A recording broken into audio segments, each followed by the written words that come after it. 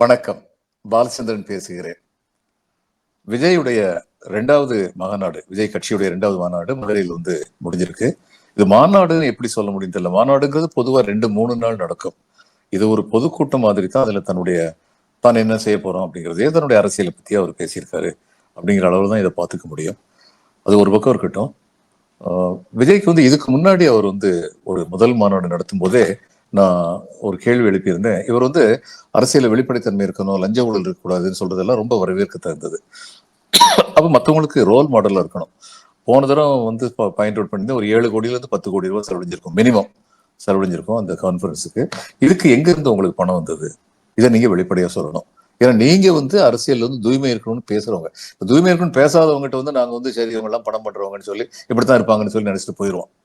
ஆனா தூய்மை வேணும்னு சொல்ற நீங்க, அப்ப நீங்க எப்படி பணம் எப்படி வந்தது உங்களுக்கு, இதை நீங்க சொல்லணும்னு சொல்லியிருந்தேன். அதுக்கு பதில் இல்லை, இன்னைக்கு வரைக்கும் பதில் இல்லை. அதே கேள்விதான் மறுபடியும் கேட்கிறேன். 500 ஏக்கர்ல உள்ள ஒரு இடத்துல நீங்க போட்டிருக்கீங்க.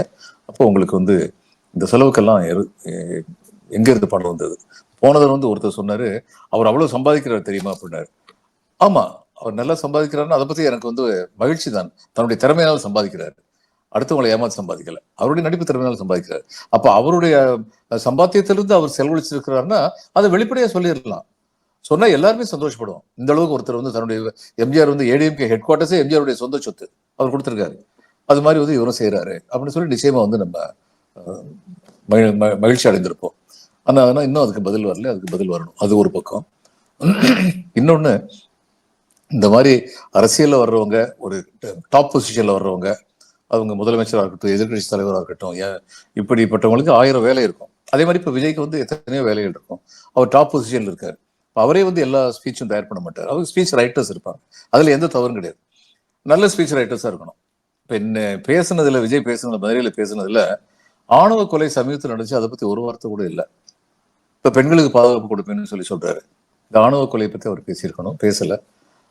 2 நாளைக்கு முன்னாடி தான் அமித்ஷா 100 நாள் 30 நாள் ஒருத்தர் ஒரு குற்றச்சாட்டு மேல ஜாமீன் எடுக்க முடியாம 30 நாளுக்கு மேல ஒருத்தர் ஜெயில இருந்தாருன்னா பிஎம், சிஎம், மினிஸ்டர்ஸ் அவங்களாம் உடனடியாக பதவி எழுந்துருவார்கள் அப்படின்னு சொன்னார். இதை பற்றி தன்னுடைய கருத்தை சீமான் தன்னுடைய கருத்து சொல்லியிருக்காரு. இது வரவேற்க தகுந்ததுன்னு சொல்லியிருக்காரு.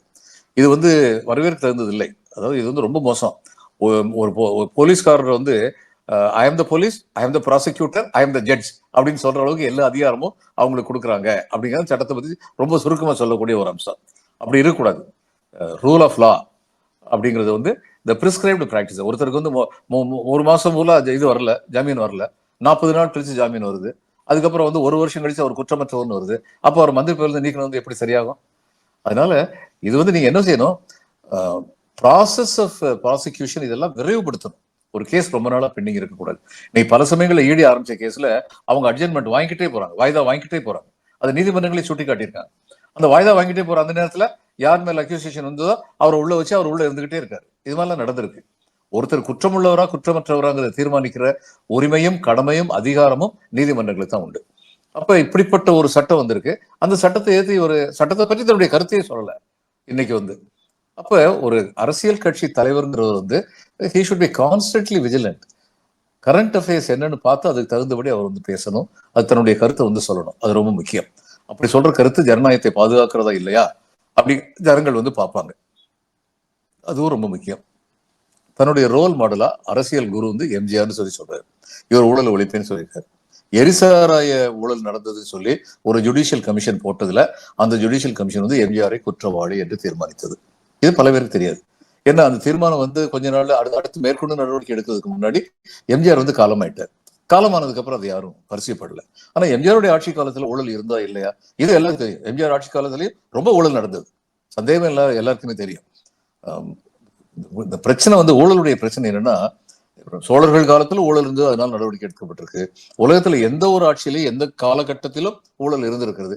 அதிகாரம் ஒரு சில கைகளில் இருக்கும் பொழுது அந்த அதிகாரத்தை பயன்படுத்தும் மகிழ்ச்சியை அவர்கள் அடையும் பொழுது அந்த அதிகாரத்தின் பலாபலங்களை அடைவதற்கு முயற்சி செய்கிறார். இது கான்ஸ்டபிள் இருந்து ஆரம்பிச்சு வரிசையா நீங்க இதுல விஏஓல இருந்து ஆரம்பிச்சு வரிசையா நீங்க சொல்லிட்டே போகலாம். மேல கடைசி லெவல் வரைக்கும் நீங்க சொல்லிட்டே போகலாம் இது நடக்கும் அப்படின்னு.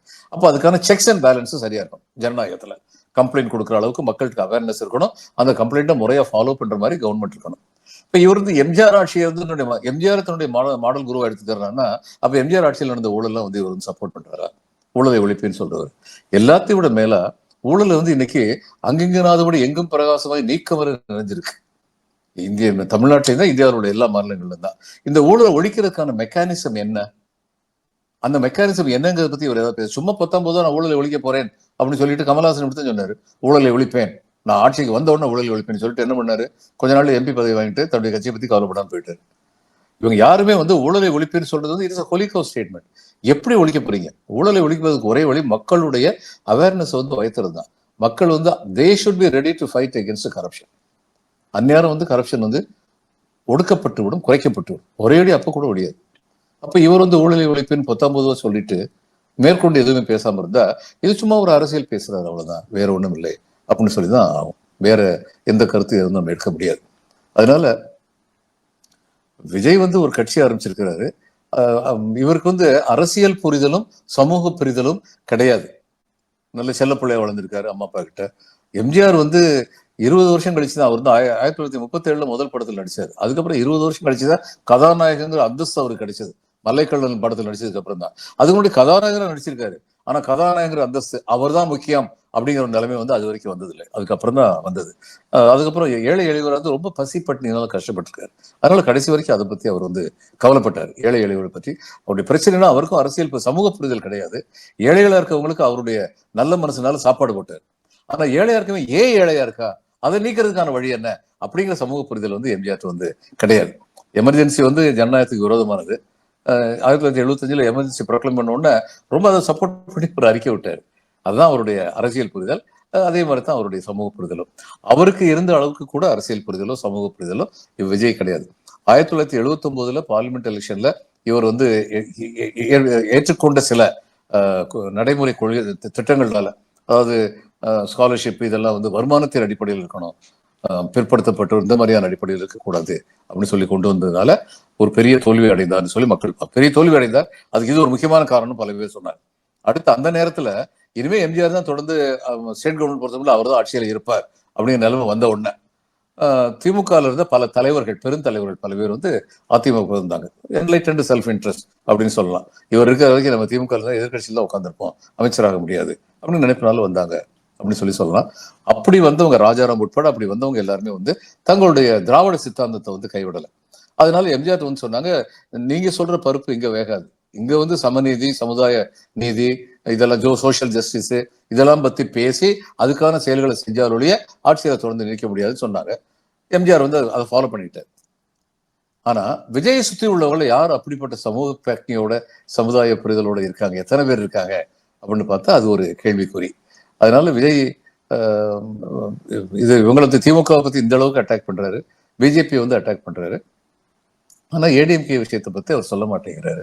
இப்போ உள்ள ஏடிஎம்கே ஜெயலலிதா வந்து லஞ்ச ஊழல் ஈடுபட்டார்னு சொல்லி அவருடைய ஜெயில் தண்டனை சுப்ரீம் கோர்ட்ல வந்து அவர் குற்றவாளி என்பது உறுதிப்படுத்தப்பட்டது. அவர் இறந்துட்டாருங்கிறதுனால ஜெயில் தண்டனை அவர் கொடுக்க முடியாது. அதனால அது கிடைக்கல. இது புரியணும். அப்ப இப்படிப்பட்ட ஆட்சியை பத்தி அவர் எதுவுமே பேச மாட்டேங்கிறாரு. 19 வந்து திமுகவை அகற்றுவதுதான் என்னுடைய நோக்கம் அப்படின்னு சொல்லி சொல்றாரு. அப்படின்னு பார்க்கும்போது சந்தேகம் என்ன வருதுன்னா, இப்ப பிஜேபிக்கு வந்து எப்படியாவது திமுக ஆட்சியை அகற்ற வேண்டும். அவங்க வந்து 2026 ஆட்சிக்கு வரப்போறது இல்லை, அது அவங்களுக்கும் தெரியும். அவங்களுக்கு 126 சீட் வரப்போகுது. 10 சீட் வந்தா ரொம்ப பெரிய விஷயம், ரொம்ப பெரிய விஷயம் 10 சீட் வந்தா. அது அவங்களுக்கு நல்லா தெரியும். அதனால திமுக ஆட்சியை அகற்றுவதுங்கிறத முக்கியமான நோக்கமா இருக்கிறதுனால நம்ம கூட இல்லாம ஏடிஎம்கே வந்து விஜய் கூட வந்து கூட்டணியில சேர்ந்ததுன்னா திமுக வீழ்த்துறதுக்கு அது ரொம்ப பெரிய ஆயுதமாக இருக்கும்னு நினைச்சாங்கன்னா பிஜேபியுடைய ஆசீர்வாதத்தோட ஏடிஎம்கே வந்து அந்த கூட்டம் விலக்கிட்டு இவரு கூட விஜய் கூட போய் சேர்ந்துக்கலாம். இப்ப விஜய் வந்து ஏடிஎம்கே அதிகமா கிரிட்டிசைஸ் பண்ணாம இருக்கும்போது இந்த சந்தேகங்கள்லாம் நமக்கு வந்து வருது. இவர் என்ன சொல்றாரோ அது எதையுமே இவர் வந்து ஃபாலோ பண்றது இல்லை, ஃபாலோ பண்ண மாட்டாரு அப்படிங்கிற ஒரு எண்ணம் வந்து ஒதுக்கியது. ஆனா ஒரு தலைமை உறுதியோடு இருக்க வேண்டும்.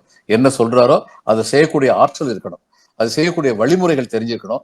அப்படின்லாம் பார்க்கும்போது இன்னைக்கு இது மதுரையில் நடந்த இந்த கான்ஃபரன்ஸுங்கிறது வந்து அது கான்ஃபரன்ஸே கிடையாது, அது ஒரு பொதுக்கூட்டம். அந்த பொதுக்கூட்டம் வந்து அவ்வளவு விளக்கமாக எதையுமே சொல்லவில்லை அப்படிங்கிறத உண்மை. சரி, இவ்வளவு சொல்லிட்டீங்களா, இப்ப விஜய்க்கு ஓட்டு விழுமா விழாதா? விழும், கண்டிப்பா விழும். ஏன்னா சினிமா முகத்திலிருந்து மக்கள் முற்றிலுமாக வந்து விடவில்லை. சினிமா எம்ஜிஆர் காலத்தில் இருந்த அளவுக்கு இல்லாம இருக்கலாம், ஆனா இன்னைக்கும் சினிமா முகம் இருக்கதான் செய்யுது. அதனால அவருக்கு வாக்குகள் விழும். எத்தனை விழுக்காடு அது பொறுத்திருந்து பார்க்கணும். இவர் வந்து ஃபீல்டுக்கு வருவாரா, ஃபீல்டுக்கு வந்து வேலை வைப்பாரா? ஏன்னா எம்ஜிஆரும் வந்து 1973 அவர் வந்து கட்சியை விட்டு வரல, 72 73 அந்நேரம் அவருக்கு ஏற்கனவே 55 56 வயசு இருக்கும். ஆனா அந்த வயசுலயும் அவர் வந்து தொடர்ந்து சுற்றுப்பயணங்கள் மேற்கொண்டார், மக்களை சந்தித்தார், இதெல்லாம் அவர் வந்து பண்ணார். இன்னைக்கு விஜய்க்கு கூட இருக்கவங்க என்ன பண்றாங்க, விஜயுடைய சப்போர்ட்டர்ஸ் அவருக்கு துள்ளி குதிச்சு வந்து மாலை போட வந்தா அவரை தூக்கி வெளியே எரியாத குறைய அந்த இடத்துல இருந்து அகற்றுறாங்க. இது வந்து விஜய்க்கு தன்னுடைய மக்கள்கிட்ட இருந்து தனிமைப்படுத்தப்படுவார். இப்ப எம்ஜிஆர் வந்து அவருக்குன்னு ஒரு ஸ்ட்ரென்த் பாடி கார்ட்ஸ் வச்சிருந்தார், அவர் கூடவே இருந்தவங்க, இந்த ஸ்டண்ட்மேன். அவர் எம்ஜிஆர் வரும்போது அவங்க நடந்துக்கிறது ரொம்ப அற்புதமா இருக்கும். அவர் பாட்டுக்கு பொதுமக்கள் மத்தியில கலந்துகிட்டே இருப்பார், இவங்க பார்த்துக்கிட்டே இருப்பாங்க. யாரோ ஒருத்தனை அடுத்தவனுக்கு தெரியாம பின்னாடி இருந்து அவனுடைய சட்டையை பிடிச்சி எடுத்து தனியே கொண்டு போயிடுவாங்க. ஏன்னா அவன் வந்து ஒரு ரிஸ்க் நினைப்பான். மற்றபடி அவர் பெண்கள் கூட, குழந்தைகள் கூட, வயதானவங்க கூட, தன்னுடைய இளைஞர்கள் கூட அவர் கலந்துக்கிறது அவங்க தடுக்க மாட்டாங்க. அந்த மாதிரி ஒரு திறமையான ஒரு பாடி கார்ட்ஸ் வச்சிருந்தாரு. விஜய் அது மாதிரி வைக்க வேண்டிய தேவை. ஏன்னா இன்னும் கொஞ்ச நாள்ல அவருக்கு வந்து மக்களிடமிருந்து அந்நியப்பட்டு நிற்கிறார் அப்படிங்கிற ஒரு பேச்சு வந்துடும். அந்த மாதிரி பேச்சு ஒரு அரசியல் தலைவருக்கு வந்து வரக்கூடாது. கூட்டி கழிச்சு பார்த்தா விஜய் வந்து நேற்று வந்து ஆக்கப்பூர்வமான ஆக்ஷனபிள் அப்படின்னு சொல்லி அவர் ஒண்ணு சொல்லல. இன்னும் 8 மாசம் இருக்கு. விஜய் விரைந்து படித்தார் என்றால், ஒரு நல்ல தலைவராக, அரசியல் தலைவராக வந்தார் என்றால் அது நமக்கு மகிழ்ச்சி தான்.